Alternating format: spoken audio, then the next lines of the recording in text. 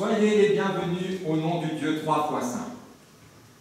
La paix, la force et la joie nous viennent du Dieu de l'Alliance. Ce Dieu qui s'approche de nous aujourd'hui comme hier pour vivifier le lien qui nous unit à lui. Alors qu'en des temps anciens, par la bouche du prophète Osée, Dieu promettait déjà ceci. « Je te conduirai au désert et je parlerai à ton cœur. De là, je te rendrai tes vignes et la vallée d'Accord comme une porte d'espérance. Tu y répondras comme au jour de ta jeunesse, comme au jour où tu montas d'Égypte. » Toi qui es venu ce matin, Dieu veut parler à ton cœur. Toi qui es venu célébrer ton Dieu, franchis avec lui la porte d'espérance. Tu es invité à répondre par ton écoute, par ta prière, par tes chants et par ta vie, à l'amour du Dieu qui te guérit en profondeur. Ensemble, ouvrons-lui nos cœurs et louons son nom avec le premier chant, que l'aube Zeit Erner, 3 strophes.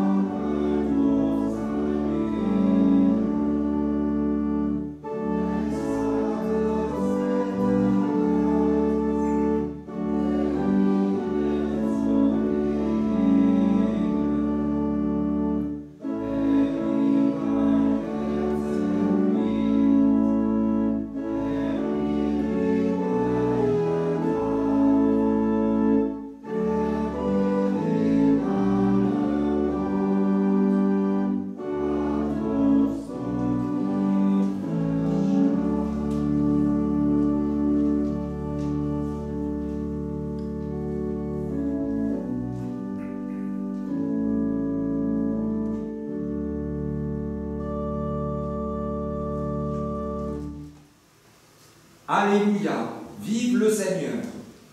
Vous qui êtes au service du Seigneur, acclamez le Seigneur ici présent. Oui, acclamez-le. Qu'on remercie le Seigneur dès maintenant et pour toujours. Du lieu où le soleil se lève, jusque là-bas où il se couche, que tous glorifient le Seigneur. Il est au-dessus de toutes les nations. Sa gloire monte plus haut que le ciel. Crions notre sang au Seigneur notre Dieu, lui qui réside tout là-haut, mais regarde ici-bas. Il remet debout le misérable qui était tombé à terre. Il relève le malheureux, abandonné sur un tas d'ordures. Pour le mettre au premier rang, avec les nobles de son peuple. À la femme privée d'enfants, il donne une maisonnée. Il fait d'elle une mère heureuse. Alléluia, vive le Seigneur. Chantons gloire au Dieu trois fois saint. Et ça y fat.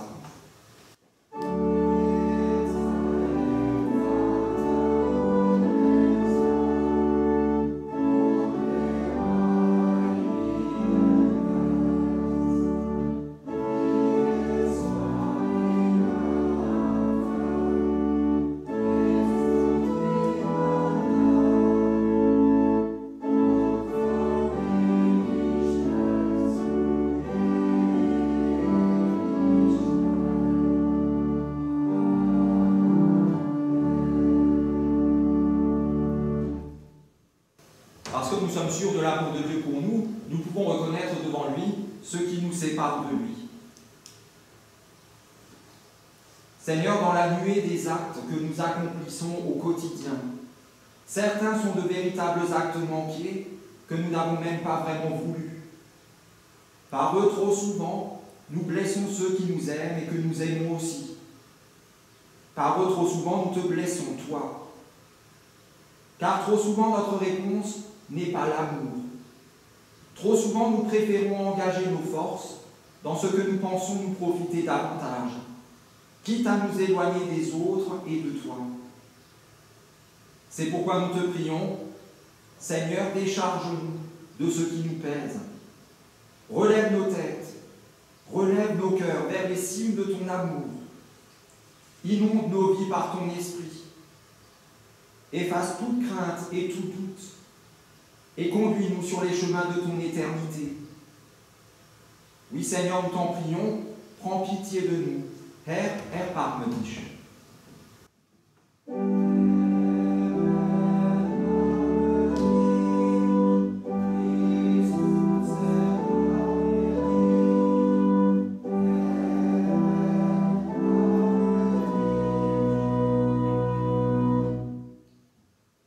Que celui qui aime Dieu se réjouisse, car voici ce qu'il proclame à son intention par la bouche de l'apôtre Paul, qui dit ceci.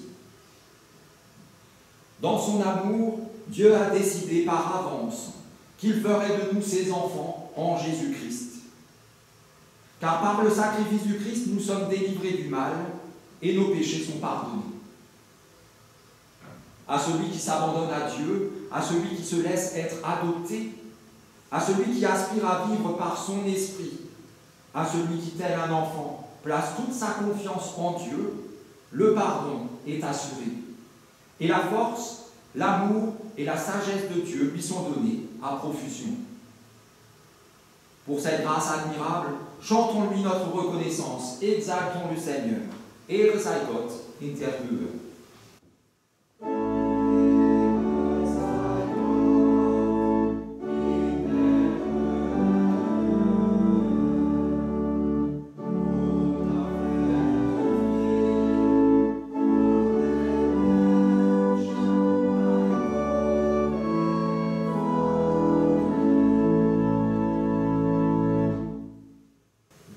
Reprendre place. Et avant d'entendre la première lecture pour ce matin, nous prions pour que ces paroles deviennent pour nous paroles de vie. Seigneur, dans notre humanité, nous sommes limités. Toi, tu es infini. Dans notre humanité, nous sommes terrestres. Toi, tu es céleste. Pourtant, en te faisant toi-même humain, tu as joint ta divinité à notre humanité, ton infinité à nos limites. En te faisant toi-même humain, tu nous as rejoints là où nous sommes pour nous relever avec toi. Seigneur, qu'à l'écoute de ta parole, nous puissions faire un pas de plus dans cette communion avec toi, comme entre nous. Et que nos vies, toujours un peu plus, manifestent la puissance d'amour que tu nous dévoiles dans ton évangile. Nous t'en prions par Jésus-Christ, ton Fils, notre Seigneur, qui vit et qui règne avec toi, Père, et le Saint-Esprit, un seul Dieu, pour les siècles des siècles.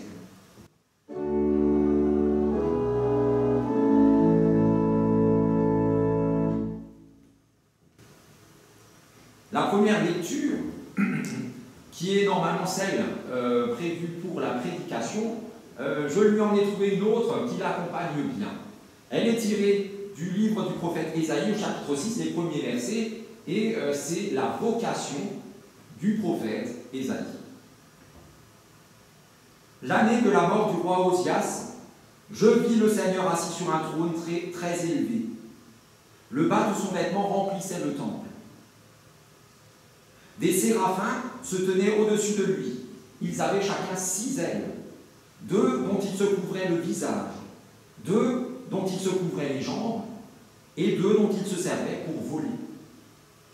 Ils s'appelaient l'un l'autre en disant « Saint, Saint, Saint est le Seigneur des armées, toute la terre est remplie de sa gloire. »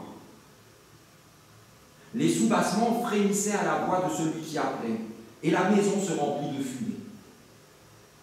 Alors je dis, quel malheur pour moi, je suis perdu, car je suis un homme aux lèvres impures. J'habite au milieu d'un peuple aux lèvres impures. Et mes yeux ont vu le roi, le Seigneur des armées. Mais l'un des séraphins vola vers moi, tenant à la main une braise qu'il avait prise sur l'autel, avec des pincettes. Il toucha ma bouche et dit, « Celui qui a touché tes lèvres, ceci a touché tes lèvres, ta faute est enlevée, ton péché est expié. » J'entendis alors le Seigneur qui disait, « Qui enverrai-je? Qui ira pour nous ?» Je répondis, « Me voici, envoie-moi. »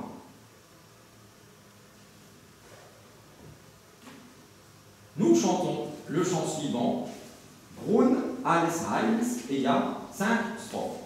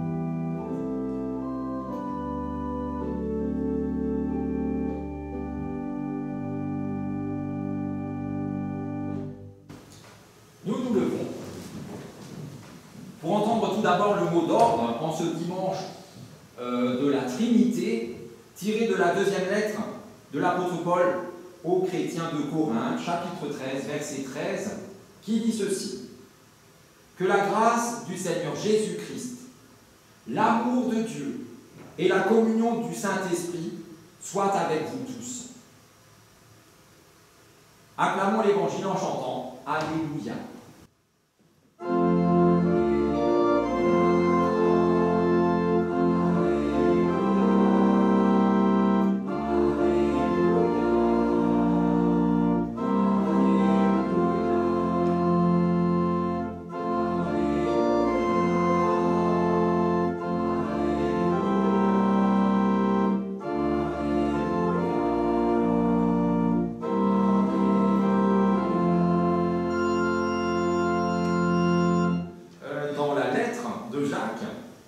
Au chapitre 3, nous entendons ceci.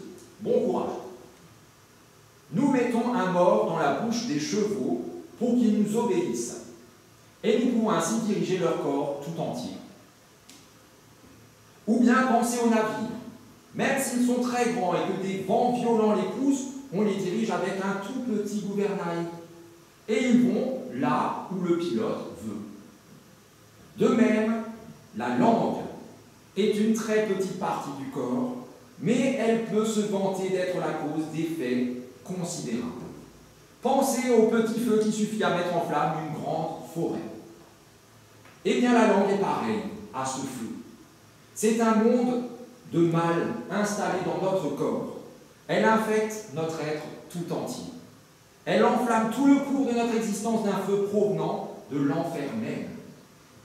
L'être humain est capable de dompter toute espèce de bêtes sauvages, d'oiseaux, de reptiles, de poissons. En fait, il les a même tous domptés. Mais personne n'a jamais pu dompter la langue. C'est un fléau incontrôlable. Elle est pleine d'un poison mortel. Par elle, nous bénissons celui qui est Seigneur et Père, et par elle, nous maudissons les humains qui sont à la ressemblance de Dieu. De la même bouche sortent la bénédiction et la malédiction. Il ne faut pas, mes sœurs et mes frères, qu'il en soit ainsi. Seigneur, ta parole est la vérité. Enseigne-nous à marcher selon ta vérité. L'Opsaltir au Christ.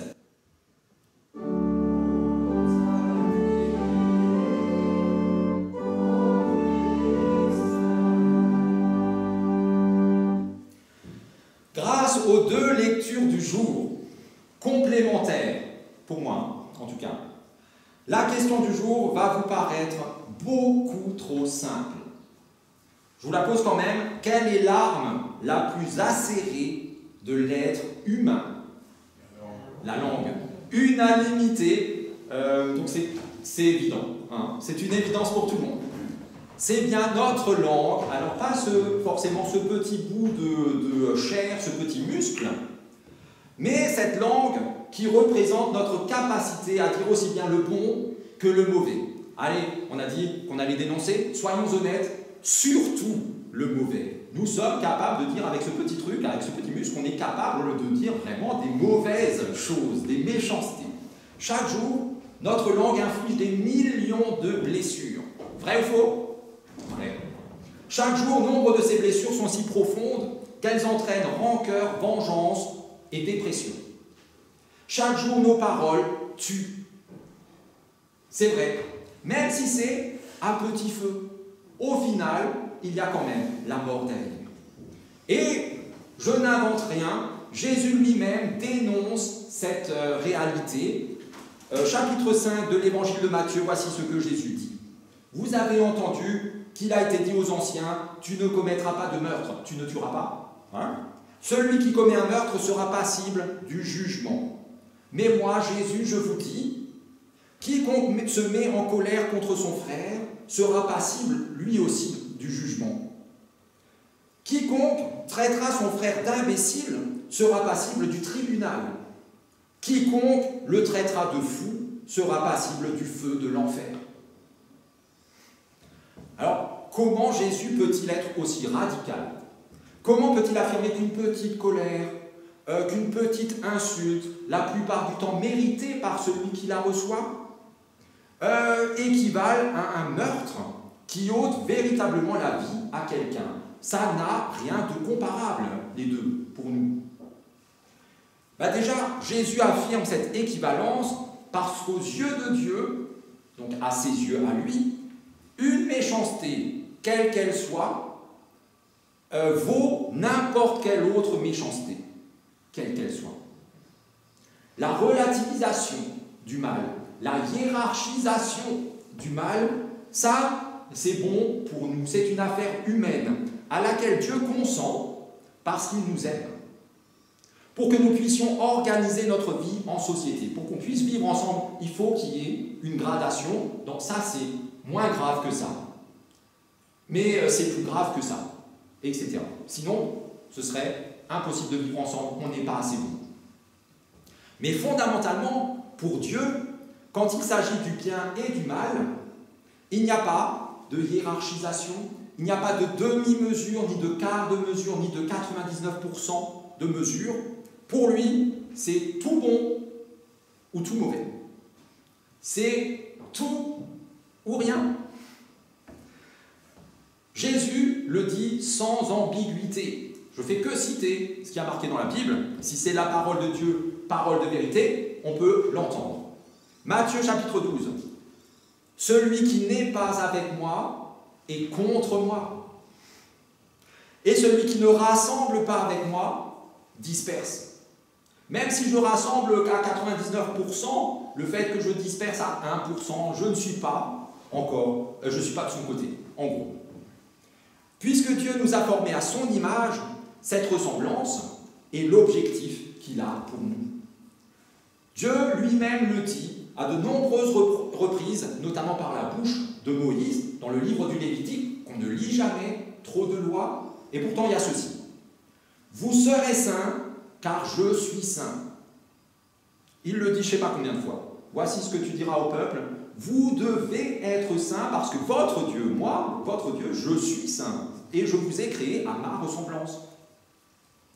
Et Jésus ne met pas la barre moins haute quand il dit, toujours dans l'évangile de Matthieu, toujours le sermon sur la montagne, soyez parfaits comme votre Père céleste est parfait.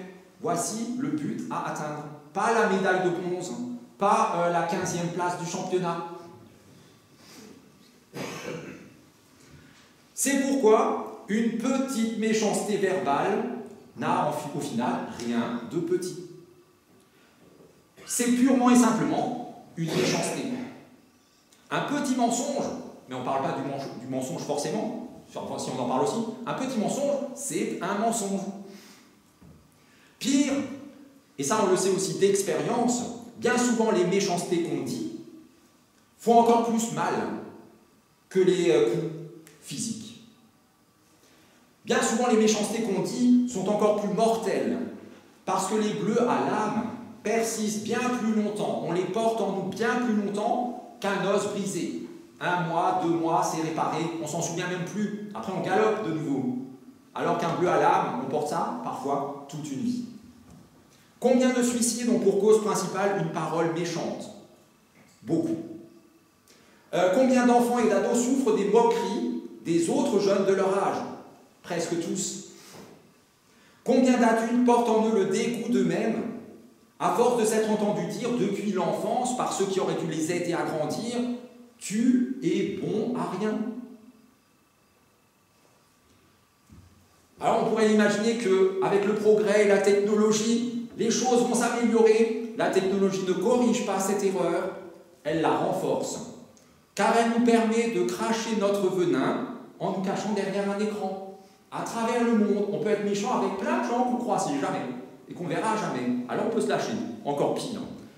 Nos doigts, que ce soit comme ça ou comme ça, pour les jeunes, n'écrivent rien d'autre que ce que notre langue prononce silencieusement. L'apôtre Jacques, dans la lecture qu'on a entendue, dit vrai. Notre langue est un feu indomptable. On n'arrive pas à la contenir et elle crame tout ce qu'elle peut. Au point que, non contente d'être experte en méchanceté, notre langue est aussi douée pour taire les gentillesses. Vous avez déjà remarqué qu'un mot méchant sort beaucoup plus facilement qu'un mot gentil? Si, chez moi, oui. Et les gentillesses qu'on ne dit pas ont un effet similaire que les méchancetés qu'on dit. Ça, au final, ça a le même effet. Combien c'est douloureux de ne pas assez, ou même de ne jamais entendre les « je t'aime », les « tu es précieux » et toutes ces autres vérités vitales à notre âme. On ne l'entend pas assez, jamais assez. Et parfois, on ne l'entend jamais du tout, pas du tout. Et ça, c'est dramatique. Comme si ne pas désaltérer quelqu'un qui a besoin d'eau était autre chose que de l'assoiffer. Quand je ne donne pas à manger à quelqu'un qui a faim, je l'affame tout autant que celui qui lui retire la nourriture du bec. Quand je ne fais pas le bien que je pourrais, je ne fais pas mieux que celui qui fait ouvertement le mal. Ça, c'est la logique de Dieu. Ce n'est pas la nôtre. Pour nous, c'est moins grave de ne pas faire. Je n'ai pas dénoncé les Juifs pendant la Deuxième Guerre mondiale, mais je ne les ai pas cachés vite fait avant que la police arrive. Voilà. Alors oui, même si elle n'est pas fourchue, et même si elle sous-traite à nos pouces, ou à nos doigts, ou à l'humour, mais c'est une blague, notre langue est bien trop souvent une langue de vipère. Ça fait mal. Elle n'est pas fourchue du tout, physiquement, mais qu'est-ce qu'elle balance?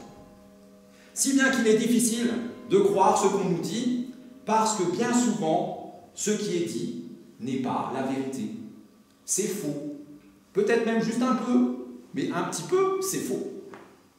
Il n'y a que la vérité qui blesse, c'est déjà rien que ça, c'est un gros mensonge. Le mensonge, c'est bien pire, fait bien plus de dégâts que la vérité. Dans un autre chapitre du livre du prophète Ésaïe, Dieu dit ceci de son peuple. « Quand ce peuple s'approche de moi, il me glorifie de la bouche et des lèvres. Alléluia, Dieu est bon, il est grand, blablabla. Mais son cœur est loin de moi. Une façade du cinéma. Et derrière, c'est l'enfer qui brûle. » Dieu, lui, il voit au cœur directement. 1 Samuel 16, quand il choisit David, il choisit David pas parce qu'il est beau, pas parce qu'il est mignon, il choisit David parce que dedans, il est beau. Pour lui, enfin aux yeux de Dieu, c'est impossible de cacher quoi que ce soit, il voit ce qui est vraiment. Alors que nous, on se fait berner à longueur de journée. On n'est pas balèze, faut le dire. Heureusement pour nous, de temps en temps, le méchant se fait avoir. Et le plus souvent, ce qui est marrant, moi ça me fait rire, c'est que le méchant se fait avoir tout seul.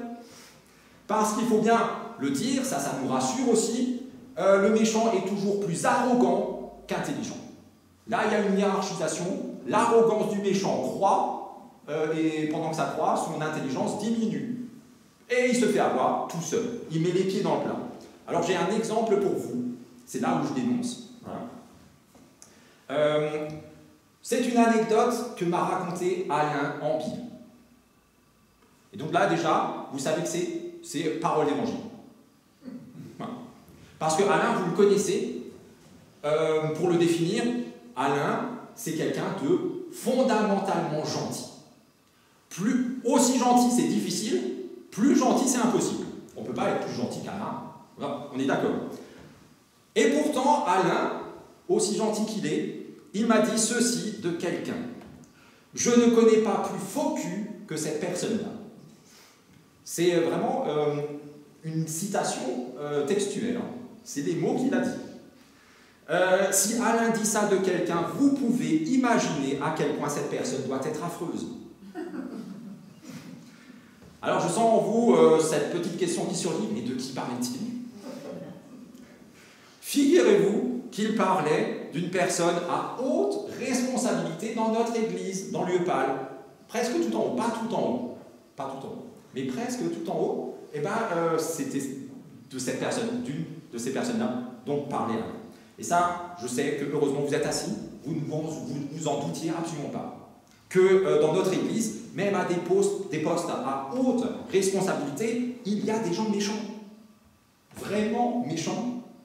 Il y en a parfois aussi dans ces bancs, des gens méchants. Mais là, je regarde, non, ce matin, il n'y en a pas. Pas de gens méchants. Tant mieux. Alors cette personne dont Alain parlait, rassurez-vous, vous ne la connaissez pas. Et je prie, pardon. Absolument. C'est pour ça que je prie vraiment, c'est pas une blague, hein. Je prie vraiment pour que jamais vous ne la connaissiez. Vraiment. Alors je vous raconte quand même ce qui s'est passé. Pourquoi est-ce que finalement il y a eu cette conclusion? Un jour, Alain et cette personne et d'autres étaient dans une même réunion. Et à un moment, peut-être à la pause, ils sont allés, ils ont formé des petits groupes pour discuter. Et le groupe d'Alain et de cette personne était côte à côte. Et là, Alain a vu comment cette personne a littéralement bavé, vomi des méchancetés sur les personnes avec qui elle venait de discuter. Et quand elle s'est tournée vers l'autre groupe, qu'est-ce qu'ils sont cons, mais ils sont horribles, en plus ils puent. Là j'invente un petit peu, mais c'était ça. Hein? Ça, sous les yeux, le nez, la barbe d'Alain. Enfin, impossible, me direz-vous. Si, c'est vrai, c'est arrivé. Dans notre église, il y a des loups déguisés en brebis. Ça aussi, ça vous embouche un coin? Si, c'est vrai. Alors pire, si ça va, si vous le saviez, dans notre église, il y a aussi des loups déguisés en bergers. Ça fait mal. Oui. Regardez-moi, je suis déguisé en berger. Parce que vous le voulez. On est d'accord, hein? Eh bien, en dessous, bon, allez, vous m'aimez bien, ça va, ça passe. Mais il y en a qui ont même la grosse croix pectorale, ce qui veut dire qu'ils sont un peu plus hauts que moi. Même là, on peut trouver peut-être des loups juste en dessous de la fourrure. Et ces faux bergers, ce qui est dramatique, c'est qu'ils vous nourrissent de mensonges. Ils appellent le mal bien et le bien mal. Et ils font ça pour mieux vous croquer. C'est vrai. Et aussi parce qu'ils ne sont pas capables de mieux. C'est dramatique, mais ils ne sont pas capables de mieux. Ils ne devraient juste pas être là, à la place où ils sont, parce qu'ils ne savent pas faire mieux. C'est leur être profond. Jésus l'explique, toujours dans l'évangile de Matthieu, le deuxième passage, chapitre 12. C'est de l'abondance du cœur que parle la bouche. Comme rien de mauvais ou de vraiment mauvais ne peut sortir d'un bon cœur, rien de bon ne peut sortir d'un cœur pourri. Rien. Mais même sans être nous pourris jusqu'à la moelle, comme cette personne infecte et les autres faux bergers, nous aussi, nous avons besoin d'être purifiés. On va les laisser un peu tranquilles, eux, et on va s'intéresser à ce qui compte vraiment, nous. C'est pour cela que Dieu s'applique à transformer nos cœurs, et que la Bible illustre cette transformation intérieure, celle qui se passe en profondeur, par l'action extérieure de Dieu sur nos lèvres. On l'a entendu pour Ésaïe, l'ange vient prendre une braise ardente et lui touche la bouche avec. Jérémie, on ne l'a pas lu, mais dans sa vocation, il dit ceci. Alors le Seigneur étendit la main et toucha ma bouche. Puis il me dit, j'ai mis mes paroles dans ta bouche. On a parlé tout à l'heure de Moïse, la même chose. Quand Moïse insiste sur le fait qu'il n'est pas fait pour aller là où Dieu lui dit « Va en Égypte, libérer mon peuple », je n'ai pas la parole facile, blablabla, on voit quelqu'un d'autre. Au bout d'un moment, Dieu en a un peu ras-le-bol, juste avant qu'il crie vraiment, parce que Moïse insiste quand même. Quand il commence à s'énerver, Dieu dit ceci. « Maintenant, va, je serai moi-même avec ta bouche et je t'enseignerai ce que tu devras dire. En gros, je parlerai à ta place. » Après, ça ne suffit pas à Moïse, et donc là, Dieu lui dit, mais qui a fait la bouche de l'homme? C'est pas moi. Heureusement pour nous, là, il y a encore plus à serrer que notre langue et que nos paroles, c'est la parole de Dieu. Et ça, c'est dans la lettre aux Hébreux, un passage qui est aussi assez connu. La parole de Dieu est vivante, agissante, plus acérée qu'aucune épée à deux tranchants. On ne peut pas faire pire au niveau arme de l'époque qu'une épée à deux tranchants, ça coupe dans tous les sens. Et bien la parole de Dieu est encore plus puissante. Elle pénètre jusqu'à la division de l'âme et de l'esprit. Là où nous, on peut couper un peu la chair, ou même beaucoup la chair, Dieu, lui, il coupe jusqu'à l'âme et l'esprit. Des jointures et des moelles, et elle juge les sentiments et les pensées du cœur. Heureusement pour nous, Dieu ne parle pas pour ne rien dire et il ne parle pas en vain. Ça, c'est encore une fois dans le livre du prophète Isaïe, un autre passage très connu aussi. Comme la pluie et la neige descendent du ciel et n'y reviennent pas sans avoir abreuvé la terre et fait tout ce pourquoi elles ont été envoyées, ainsi en est-il de ma parole qui sort de ma bouche. Elle ne revient pas à moi sans avoir fait ce pourquoi je l'ai envoyée. Quand Dieu parle, la chose advient toujours. Heureusement pour nous, Dieu prend lui-même les choses en main, et pour que nous, ici, ne soyons pas des loups les uns pour les autres, il remplace nos cœurs de pierre par des cœurs de chair. Avec un cœur de chair, on ne peut plus user des crocs que nous avons. C'est impossible. Avec un cœur de chair, nous avons, bizarrement, le même cœur que Dieu. Des cœurs attentifs, des cœurs vivants, des cœurs aimants. Un tel cœur, même lorsque, et ça arrive, sa langue fourche, il la corrige. En pâtisserie, vous ratez votre gâteau au chocolat, ça arrive. La fois d'après, vous pensez à y mettre les 500 grammes de chocolat. C'est vrai ou pas? Jamais 2 fois de suite un 4/4. Le chocolat, pour un gâteau au chocolat, évidemment.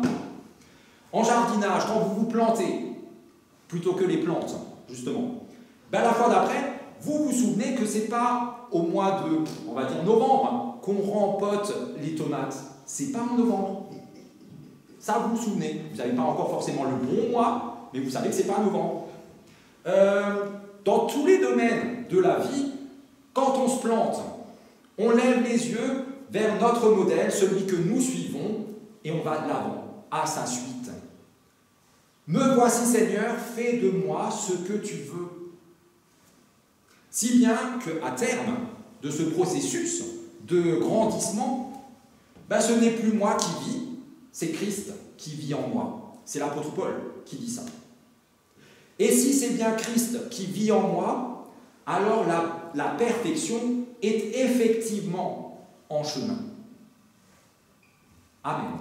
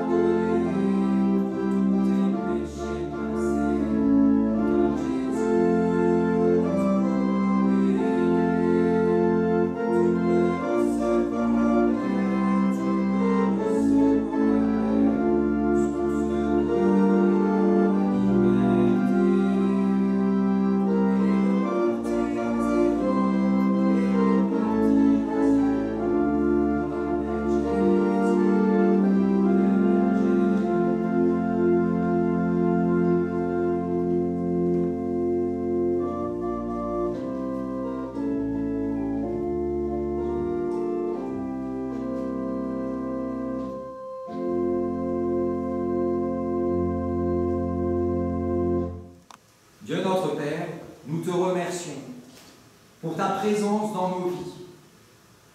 Merci pour tous les bienfaits que tu nous dispenses, en particulier pour le don de ta parole. Restaure nos forces et ravive notre espérance, alors que tu nous envoies rayonner tout autour de nous ta bonté et ton amour. Dieu notre Père, nous te remettons ce monde où tu nous as placés. Vois ces souffrances, face auxquelles nous sommes si souvent impuissants. Vois les mains qui se tendent et les cœurs qui se ferment. Vois la résignation et le désespoir qui nous étreignent. Vois les larmes de nos yeux et celles qui sourdent bien plus profondément en nous. Accomplis ta promesse et évite-nous de sombrer dans le néant. Dans notre communion fraternelle, nombreux pleurent un être aimé. Réconforte-les par ta douce présence et donne-leur la conviction de voir se lever sur leur vie un jour nouveau et une vie nouvelle dans un monde nouveau, le monde de ton royaume de justice, de paix et d'amour. Pour nous tous, nous te prions. Laisse-nous sentir la douce chaleur de ton esprit consolateur et fais-nous vivre sans plus attendre et sans coup férir ta restauration, ta réconciliation, ta résurrection. Que ton esprit nous accompagne et nous guide aujourd'hui, dans la semaine qui commence et dans nos vies, et qu'il bénisse l'ensemble de ton Église pour qu'elle fasse une place à tous ceux qui, quoi qu'ils puissent eux-mêmes en penser, sont comme nous le sommes, tes enfants. Tes enfants qui unissent leur cœur et leur voix pour faire monter à toi la prière que Jésus, notre frère, nous a lui-même apprise. Notre Père, qui es aux cieux, que ton nom soit sanctifié, que ton règne vienne, que ta volonté soit faite sur la terre comme au ciel. Donne-nous aujourd'hui notre pain de ce jour. Pardonne-nous nos offenses, comme nous pardonnons aussi à ceux qui nous ont offensés. Ne nous laisse pas entrer en tentation, mais délivre-nous du mal, car c'est à toi qu'appartiennent le règne, la puissance et la gloire, aux siècles des siècles. Amen.